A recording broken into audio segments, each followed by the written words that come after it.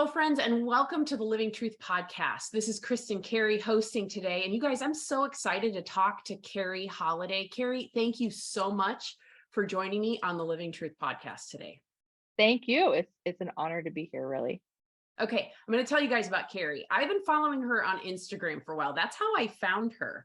She is a betrayal trauma survivor, overcomer. She is a trauma-informed somatic mindfulness coach, and she's going to explain more of what that means. She specializes in working with women after betrayal, sexual betrayal trauma. If you're on Instagram, she's otherwise known as Sincerely Carrie Jean. So she spent a decade suffering from the impact of betrayal trauma and ended up developing CPTSD, which is complex post-traumatic stress disorder, as a result. But it was through somatic mindfulness that she found a way out, a way to healing. And once she discovered how powerful this was in the healing process, that process of coming back to her body and attuning to the nervous system and all of that, she just found explosive growth. And now she helps other people. Carrie, I have all these great questions for you, but I just remembered I need to tell our listeners two things. One is, if you relate to, resonate with, and enjoy this podcast, would you take a moment to write a review and do a rating? Because that helps other people find us. The other thing I want to tell you guys who are listening, two more things. One is, don't tune out if you're a man struggling with unwanted sexual behavior or a woman struggling with unwanted sexual behavior, because this episode will also be for you. Somatic mindfulness is something that helps everybody in the world, really, especially those of us who have endured trauma. But I think everybody can benefit from this.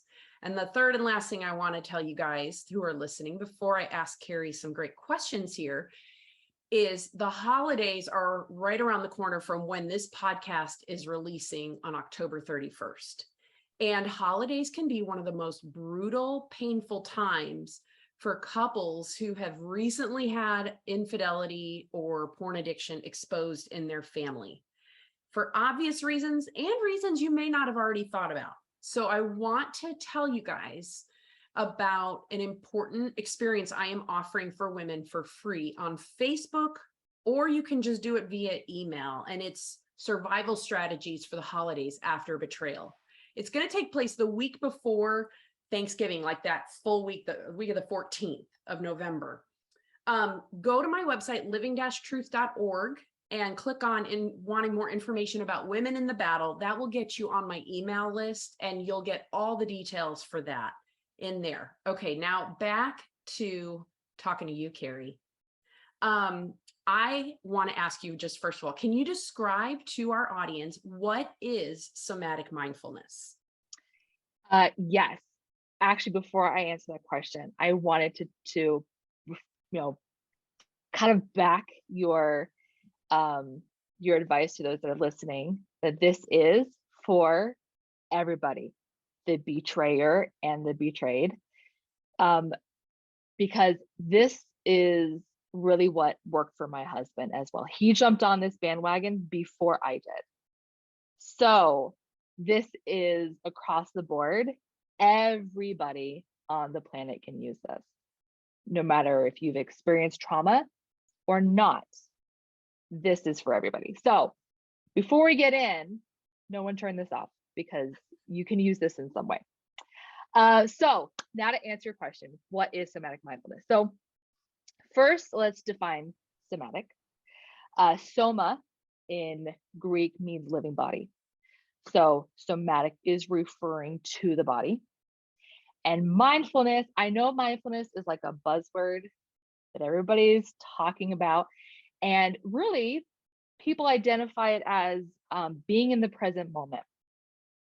We need to take it a step further. It's being in the present moment, the present experience, without the judgment and reaction. And that's really, really important, because I would venture to say that a lot of us can be aware or mindful of our anxiety and our triggers, but then we get wrapped up in the judgment and the reactivity to it. So it's important to note that it's without the judgment and reaction. So we're putting those together. Somatic, body, mindfulness. We're present with the experience without judging or reacting. So we're essentially going into, we're present with the body's experience in the moment without judging and reacting. So I like to think of it as you are both, this kind of goes into dual awareness, but we're both the observer of the experience as well as the experiencer. So you're able to be with it and observe being with it. That is somatic mindfulness in its essence. Okay, now I have another question about judging or reacting. Can you give me an example of Oh, yes. how that does happen? Because yeah. Okay, well, I'm gonna speak to there's so many. Like the examples, it's hard to pick one. So we judge in the idea of like, I need to get over this. I should stop. Time has passed. I need to just forgive him. He said he was sorry. Again, pronouns, use it as you may. There's the anger. Oh my gosh. I think particularly as Christians, we hear this. There's a lot of you shouldn't be angry. There's you need to just forgive and let it go. And so then there's the shame that we put on ourselves for experiencing anger, for experiencing like there's this, I'm so mad at you. How could you do this? I hate you. Those are not like, when you have been hurt that way, yes, those are natural feelings for that. And we go into the shame and the judgment of, I'm a horrible person for feeling that. I shouldn't feel this when we should on ourselves. Yes. Oh my goodness, the shoulding. Yeah. It's a natural feeling that you would have. And when we react to it, we start to, I don't like this feeling. I'm going to run away from this feeling. We go into this either avoidance or we get sucked into the spiral. And that's, and that's a protective, both are trying to protect. And that's actually a really important thing to note, that I've seen this and I've experienced this, that there is oftentimes in a relationship dynamic, one is generally anxious and one is generally avoidant. And there's a lot of shame that's put on the avoidant. And I'm going to say that, and there's this idea of, oh, they're cold. They don't care about me. They're so neglectful. But the anxious is very like, I want the attention. I'm needy. I care about you. Neither one is healthy. Okay. Both are trying to achieve the same goal. Both are trying to achieve protection. And so when we get very reactive, either going into avoidant or going to an anxious, whichever one is your MO or your pattern, both are trying to serve a purpose of protecting from the discomfort of what you're experiencing. Mm-hmm. And that's an important thing, because my husband was very, very avoidant and I was very anxious. But his shutting down is his way of trying to protect against the shame that he felt. And me trying to latch on was me trying to get the connection from the pain that I felt. So there is a lot of judgment that goes into our patterns of survival. And it's important to know both people are trying to achieve the same thing, which is to feel better. And there's no shame in trying to feel better, because we all want that. And trying to connect. It's all rooted in our need for attachment. Like we were created by God to need attachment for survival as infants. And we're supposed to transfer that and in an adult way, in an adult relationship, to be interdependent. So, so this is so interesting, because I think a lot of us live completely disconnected from what's happening in our bodies. Oh my gosh. Why do you think that is? I mean, God gave us these messages, like all the neurons in our gut, literally, right? All the gut feelings, the intuition. And I think especially Christians tend to dismiss, like, don't listen to your gut, listen to God, and as if those are two completely separated different things. Yeah. And we learn to not listen to our bodies. So why do you think that is, that we, especially for those of us who are listening, who are parents, we probably had this done to us as children, right? Stuff done to us, like to get us disconnected from our bodies, and then we pass that on to the next generation. So why do you think it is so many of us are disconnected from our bodies? So a lot of it goes into survival. When you think of like a bear, like in the wild, or a lion. I think lions run faster than bears. Actually, I don't even know. But say they're running at you, they're charging fast. In the moment, it is, you're not going to like, okay, how am I feeling? What's the best thing to do? You're going to react. It's about the survival. Yeah. So when it comes to, you said it all the way back to childhood, as children, we depend on our parents for survival. So I need this connection. This connection is going to determine whether or not I make it if I'm connected to my parent. So I'm disconnecting from myself in order to preserve this connection with them, because that's what's going to keep me alive. It's all about the survival. So we start to, well, when they say something, if that goes against what we're feeling, then it's okay, that what I'm feeling is wrong. What I'm feeling doesn't matter, because it's all about them. I need to keep this relationship okay in order to be okay. So we chip away at our own intuition, at our own gut instincts, at our own needs, because the needs of the relationship matter more for survival. And that's why I appreciate that you touched on all the way going back to childhood, because Debbie Silber talks about the 5 stages of betrayal trauma recovery. And she's the founder of the Post Betrayal Transformation Institute. And in the first stage is the setup stage.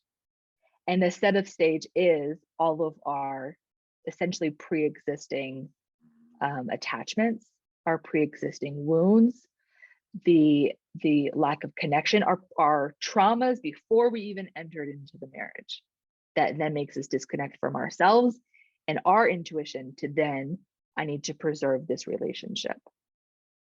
So absolutely, it does.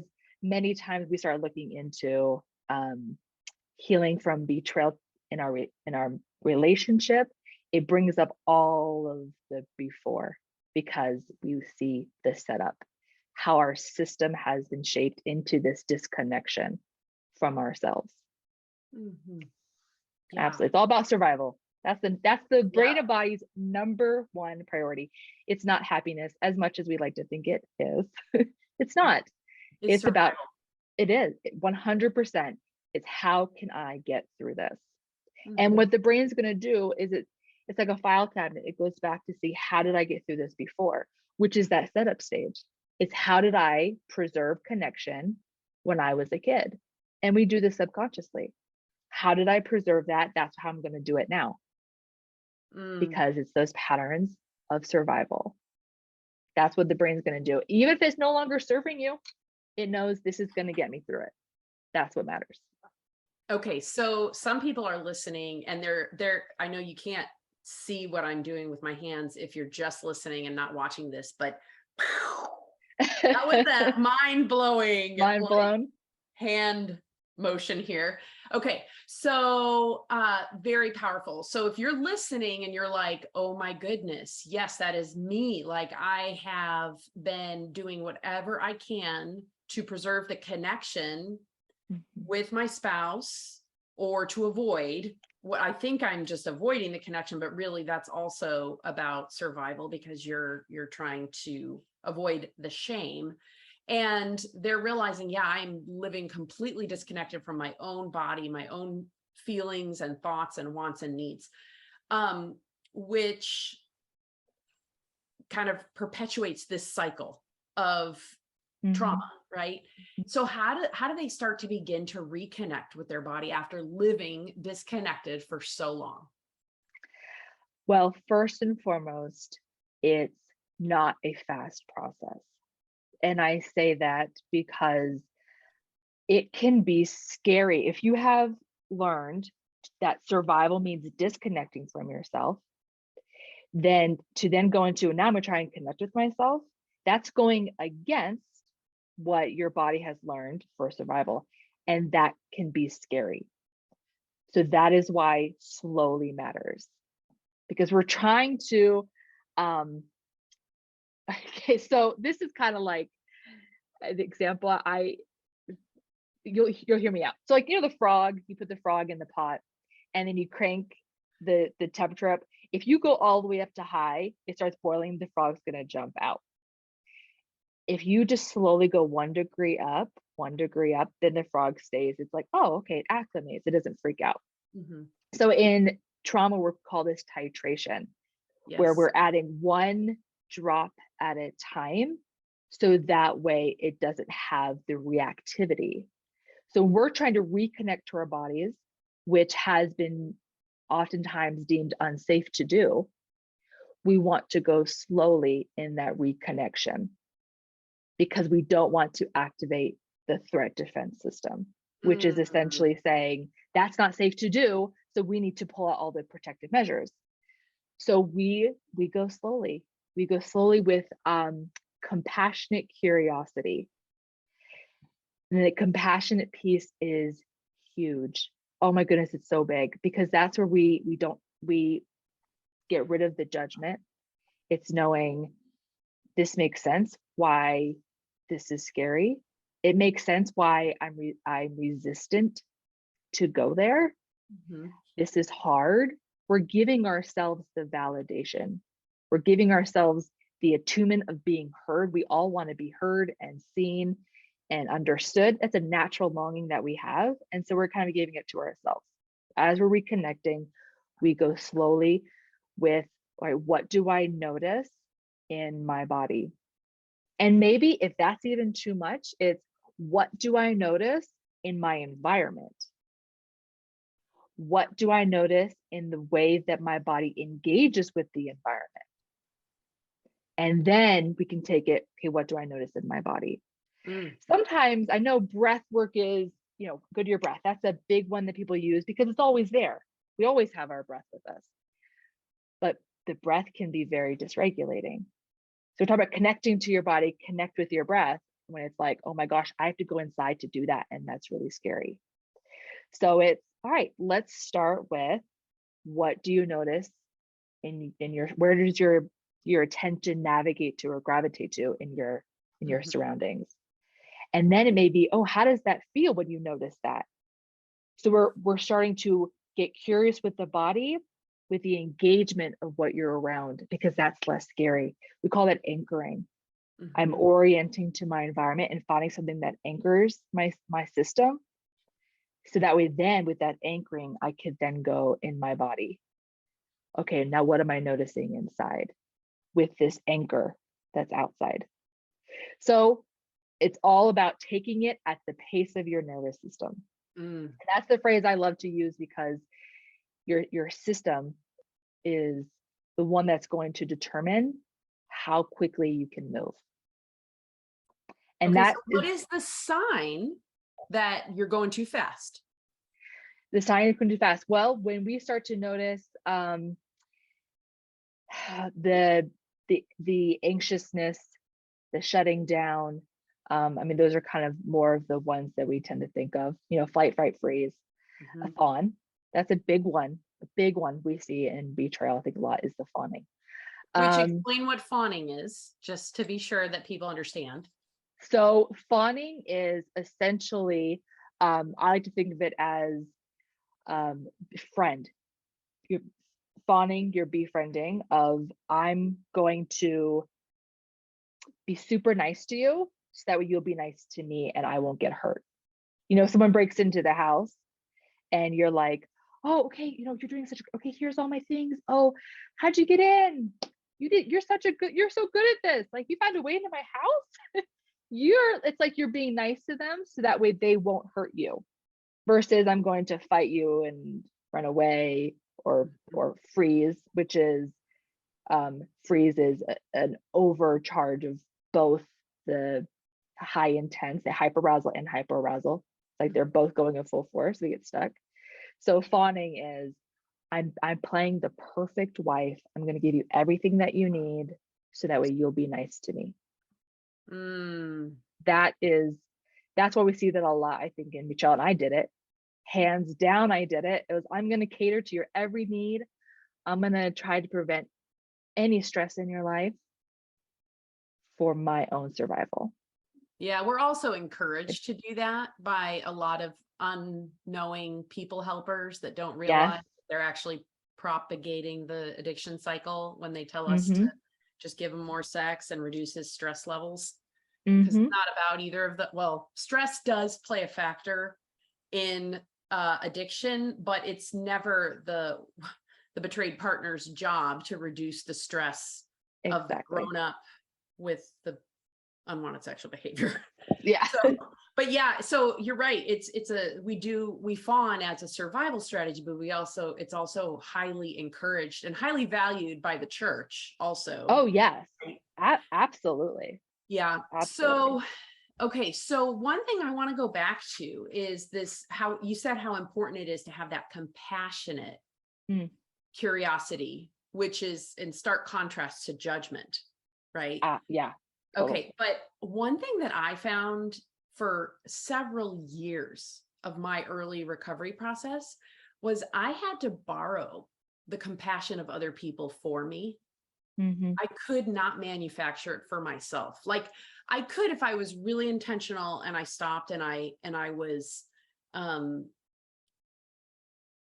intentionally working on self-compassion and like seeing myself the way God sees me instead of the way my own inner critic was speaking to me. But I largely had to hear other people's empathy for me and my own empathy for other people who were hurting to integrate that into my own way I see myself and talk to myself, which is why it's so powerful and important to work with somebody as a coach. That's one thing Carrie does, is coaching with betrayed women, and why being in a group is so powerful, a group with other betrayal trauma survivors, because you hear each other talk and you feel that compassion for somebody else often before you start to have it for yourself. Don't you think? Yes. One of the we no longer live in a world where we have to constantly be worrying about, going out and gathering food, and that the making of the bread is this huge elaborate, or laundry is this huge elaborate. So the struggles that our systems were kind of developed with having, we don't have those same focuses now. All of that is handed to us. That what do? We turn it on ourselves. Because our brain likes to solve problems, so a lot of times we create problems to solve because it wants to solve problems, and so it becomes, I don't want to say self critic. We'll call it self critic, where we just go into everything's on me and I'm flawed and I'm messed up. And so it is really hard to have this compassion when our system is turning against itself. So I love that you said we have to borrow it from somebody else, because that goes all the way back to even as a child. Children borrow it from their parent or from their caregiver. We have to be taught it. We have to be shown and set the way for it. And when that's not given, we don't know how to do it for ourselves. That's why it is really important. Most of the healing that happens in a coaching or therapeutic setting is the relationship. It's the, I am safe to go with this and somebody's still here. Compassion is being with somebody in their suffering. That's what compassion is. And so when we have somebody who's still with us, we are vulnerable and sharing, and somebody's still like, hey, I'm here. It's okay. There's no judgment here. Like, I'm here. I hear you, man. That really sucks. That was really hard. man, I'm here. Then there's this like, whoa, that eliminates the shame of, I just shared something and they're still here. Wow, we are shown in that relationship how to do that for ourselves. Mm. Absolutely. It does take being taught, because our system learns through example. It learns from others. That's why connection, that's why God made this family unit so important, because that's how we learn to navigate the world, is through each other. Mm. Community, family, friends, that is essential. It absolutely Absolutely. is. So, okay, you talked about going slowly.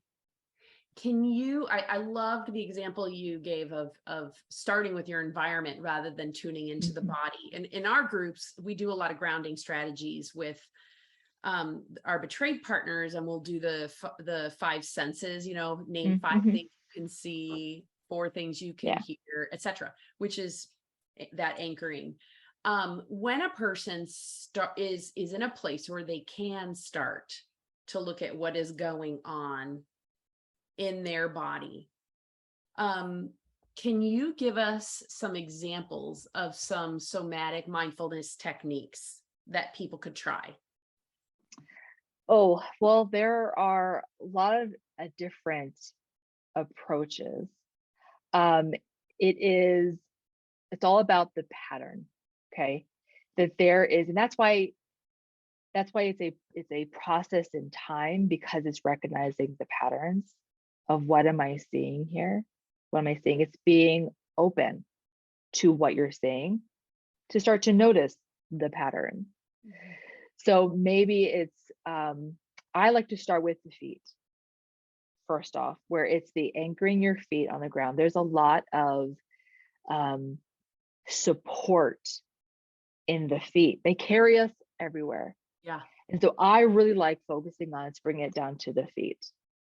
Feet on the ground. What are you noticing? My clients get used to asking, or to hearing that question a lot. What do you notice? What do you notice? Because there can be, I notice this is uncomfortable. I notice that I don't want to go there. I notice, versus the, I don't want to do that. I don't want to do that. This is really uncomfortable. It's, I'm noticing. And that's putting yourself into the observer role. We're witnessing the experience. So I always like to start with the feet and finding some grounding, or a place of anchoring. That's where I really like to use. I think, God is our anchor. I always love that. God is the anchor. So if it's finding anchoring in ourselves. Um, and I know there are so many areas of our body that can feel really scary to go to. Mhm. So finding an area that just feels good. Like, what's a place that just feels okay, even where in your body just feels okay. I once had a client say her pinky toe. I was like, that's pretty specific. She's like, I don't know why, but my pinky toe just feels good. I'm like, okay, let's go with that. Let's go with that. And then it's a matter of like, what do you notice that feels good about that? Let's describe that. The felt sense.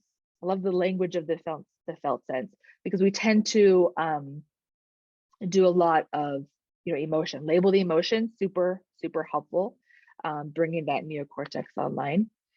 But we also want to take it a little bit deeper. And what's the felt sense of that emotion? Okay, so it's like, hey, I may feel very anxious, right? Well, how does it feel in your body? Yeah. It's like, oh, it feels tight, feels rigid. Oh, I feel really happy. What's happy feel like in your body? It feels light. I feel open, kind of like a little giddy, or like energized in my arms. So we're taking it back to the body in this experience. So when finding a place that just feels good, Mhm. it's allowing that. What do you notice in that? And then with each breath, it's like, okay, let's expand that. Now from that pinky toe, now it's like it's reached your whole foot. You feel it kind of going into your heel. So we're expanding. And I love using the body to do that, because It's noticing, hey, I can bring an area in myself and allow that to ground me. And sometimes, again, when it's like nothing feels good, everything's horrible. It's like, okay, we notice that everything feels horrible. There's no judgment in that. It's like, yeah, okay, that sucks. That's the way it is. All right, then let's go to how's the carpet feel? Rub your foot on the carpet. How's the carpet feel? Or if it's the chair, rub your hands on the chair. I was sitting down at church on the floor of the church on Sunday with my daughter as she was having a lot of intense emotion. And I was like, okay, we're sitting in the sun. I was like, just notice the sun. Notice the sun on your legs. How does that feel? And she's describing the sensation of the sun. Put her hands on the carpet. It's like, rub that. How does that feel? So it's starting to bring, okay, what feels good around me and how my body's interacting with that. So it's really bringing it into what feels good. Where can we start to expand that to ground us? What a great example of something that people listening could do with their children. You know, oh my goodness, kids. Yeah. There is the greatest thing, I think. I mean, my daughter has a lot of trauma because of, you know, seeing everything in me, in her life.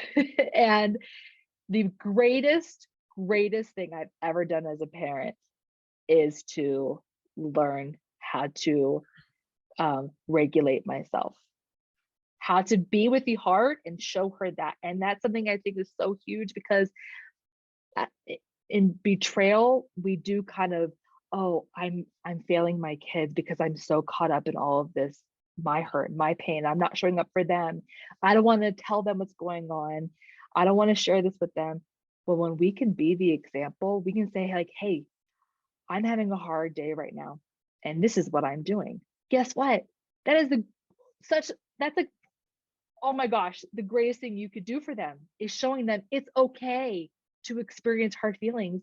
And this is something that helps with that. Absolutely. Yes. Absolutely. Yes. So there are people listening right now, and they're like in the midst of the worst pain of their life. They're like, you know, just reeling from this, and they are believing some of those lies, like, I'm going to ruin my kids forever. My kids are never going to make it back from this. And so I'm really hopeful that this is going to bring you guys hope. I recently read this great book called Attached to God by Kristin Mayfield. And he's an EFT, emotionally focused therapist. And there's been a lot of writing lately about attachment theory, and both attachment to our parents and our primary caregivers, to our spouses, and to God being kind of the anchoring factor in our sense of well-being. And I would add that our attachment to ourselves, which sounds so selfish and self-centered, but it does not need to be. In fact, remember, you guys, Jesus said, love your neighbor as you love yourself. And most of us do a really crappy job at loving ourselves. Some of us are very selfish and self-centered. That is not self-love. There's a difference, right? There's but definitely loving and caring for ourselves.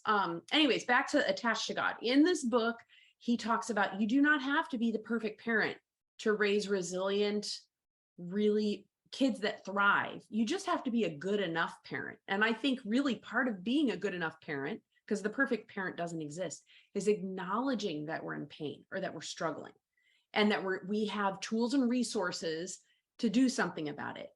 Showing our kids, hey, I'm going to therapy, or I'm going to my betrayal trauma recovery group, is actually, even if they don't know that it's betrayal trauma, I'm going to a support group. It's a great model to our kids that, like, when we have problems, we get help, right? Yes, absolutely. I want to touch on, you said, no, the enough, that I'm good enough Good as a enough parent. That's so important to note, because the system just needs to feel safe enough to be with the hard. The attunement, this is kind of mind-blowing right here. We all, you know, we think in terms of relationships, we all want that attunement, the connection. We always need that all the time. We need to be understood. We need them to get us, understand. We need to be always together. No, we don't. We need to be just enough. And healthy relationships only need attunement about 30% of the time. Oh, wow. I know, right? I've never heard that. That's amazing. Mind blown.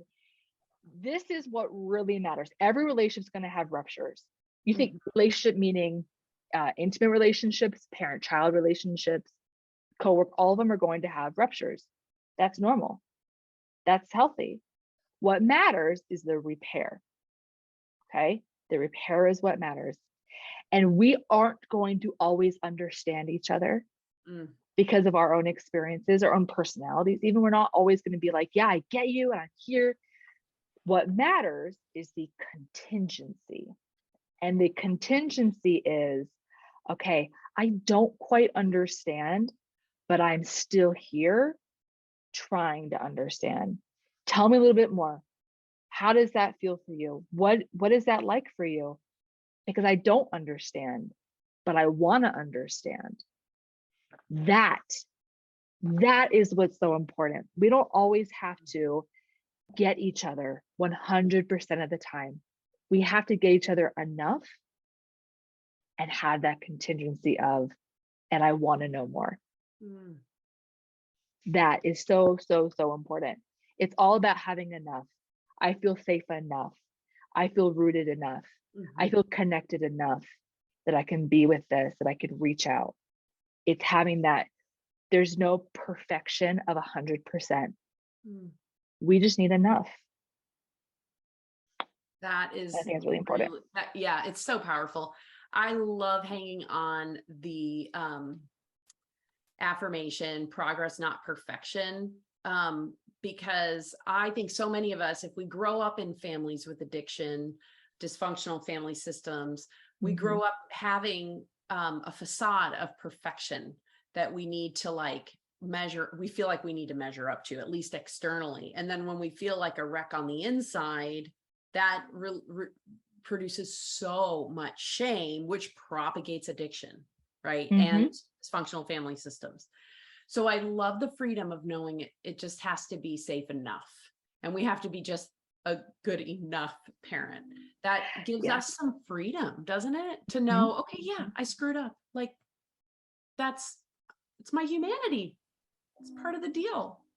I think a lot of times when we hit a place of trauma, you know, when something happens and it overwhelms us and we are like stuck and we don't know what to do, and we know we need to get help, our tendency is to think, I'm going to go find a Christian counselor. I'm going to go get into therapy. And of course, if you've been around listening to Living Truth for any length of time, you know that most therapists are not trained in sexual betrayal and or problematic sexual behavior. So it's not advisable to just go to a random therapist. You have to seek out somebody who has specialized training. But I also want to point out the fact that we think that we can just go to a therapist and talk it through and then get some tools and resources from them in talk therapy. And part of what Carrie is describing is so different from talk therapy. Now, there are lots of therapists who incorporate somatic mindfulness and different somatic techniques that are powerful. But I do encourage you guys, if you have not yet found yourself a therapist or a coach, that you consider whether that practitioner, first of all, has the specialized training you need, and second, whether or not they are going to incorporate some of these body-based techniques. Because Carrie, what does it do to just go seek talk therapy when you have post-traumatic stress disorder, when you're beyond just you have a traumatic experience and you go into well, two questions. Okay. One is, what's the difference between PTSD and CPTSD, which is complex post-traumatic stress disorder? And number two is, why does traditional talk therapy why is that not enough for when you go into these more PTSD, CPTSD diagnoses? So this is the way I like to think of in defining the difference between the PTSD and the CPTSD. PTSD is a single event that think of more of a car accident or assault, war, there is a single thing that we can kind of pin it to. Complex PTSD is all like the small t. There's big T trauma and there's small t. And that's happening perpetually over time and over time. And it starts to wear at your sense of self. It starts to wear at your attachment, that the system is then wiring in this way. So complex, think more small t's perpetually over time. Or big T's over time. Yes, absolutely. But there's the time factor. Yep. There's the time factor. And the reason I like to think in the small t when it comes to betrayal is that there's all of these things where it's like, oh, the way that it was said or how it was, that it's happening in subtleties. That all of this is compounding. So that's what I like to kind of harp on that, the small t when it comes to betrayal, because we notice a lot of it happening. Yeah. It's sneaking its way in. But absolutely right, it can be the big T's over time. So the complex is when it's been ongoing and ongoing and ongoing. And then the other question, the talk therapy. Why is talk therapy not why does that not do it for most people? Well, first off, I do always encourage, hey, take it all in. Every modality has a role to play. Everything is going to support you in some way. It's about building your toolbox with as many of those as you can. There's not any single one that's going to do the trick 100%. Or quickly. There is. Yeah, exactly. It's like everything plays a part. It's a lot of where you are in the process, where your system's at. You take it at the pace of the system. What can you take on? So I have 3 boys, 3 sons. So we are a boy house and we like superheroes. We're Avengers, we are Marvel, we're not DC. So I like, yeah, sorry. I have one too. No, I have a 17-year-old who's obsessed with Marvel. We're don't Marvel ever fans. even mention DC or you're going to get it. Well, this is the way I like to kind of put in perspective the roles that in terms of cognitive behavioral and focusing on the body is Hulk, Bruce Banner. So when we go into Hulk mode, I think that is trauma mode. We're not rationally thinking. Our neocortex or cognitive brain offline. We are in that survival mode. You cannot rationalize with Hulk. So when you're in Hulk mode and you try to go into, let's sit down and talk about it, how much progress do you think is going to happen? Not very much. Oh my goodness. I remember so many sessions going in and talking and ranting, and then it'd be like, okay, peace out. I'll see you next week. And I'm like, I'm leaving and I didn't know anything different. Like that's how I thought the therapeutic setting, that's what all I knew was talk therapy. Bruce Banner is really where the magic happens, right? We're able to talk with, rationalize with Bruce Banner. Now, how does Bruce Banner keep himself from getting into Hulk mode? He tracks his body. He monitors his heart rate to when he's noting, oh, I'm bordering on that line. Yeah. What are my resources to move through this so I don't go there? Mm-hmm. That's where we can process. That's where we can go and be like, okay, I'm integrating this. I'm able to be with this, is in Bruce Banner. So we have to tend to the body in order to be in that place that we can handle processing and integrating and going back to EMDRing. Man, Mm-hmm. like I had EMDR and it's like, wait, but I've had sessions of EMDR that I've had to be like, I can't stop, done. No, I'm not going there. Because I didn't have the skill set to be with what was coming up. Yeah. And still anchor. I didn't have that. Yeah. So yes, talk therapy does have a place. Absolutely. but we have to tend to the body, to the system that it can manage going to that place, that it feels safe enough to go to that place, to talk and process. And we involve movement. There is movement yoga, great. There's a lot of movement therapies that help with the actual completion and integrating of the trauma. Everything plays a piece. Even as simple as walking is a form of bilateral stimulation. Yes. Right. Yep. And the butterfly hug where you cross your arms over and you tap. These things are free and accessible to everybody. I never knew why walking, and even better running for me, was so like really helped so much. And I had no idea that is actually a form of bilateral stimulation, which is why EMDR is so effective. Yes. And so when you do something movement wise, as long as you're not harming yourself or anybody else, but if it's helping you move through the intensity and it's helping you feel better, you guys incorporate that into your day, into your life, because your body is so smart when you listen to it. It knows what you need. When you listen to it, what it knows what you need. I'm always teaching my clients, it's like, we go through this process to get to the answer of what do I need. Yep. The body's going to tell you in terms of, there may be times where it is, I need to run. I need to go for a run. I need to get up and I need to run this out, this energy. I need to run this out. It may be, I need to journal. I need to actually get the words, the language to this. Yeah.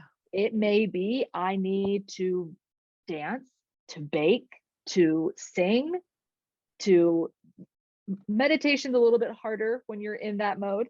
That's more of a preventative practice. Vooing? Vooing, yes. So that has to do with the activation of the vagus nerve.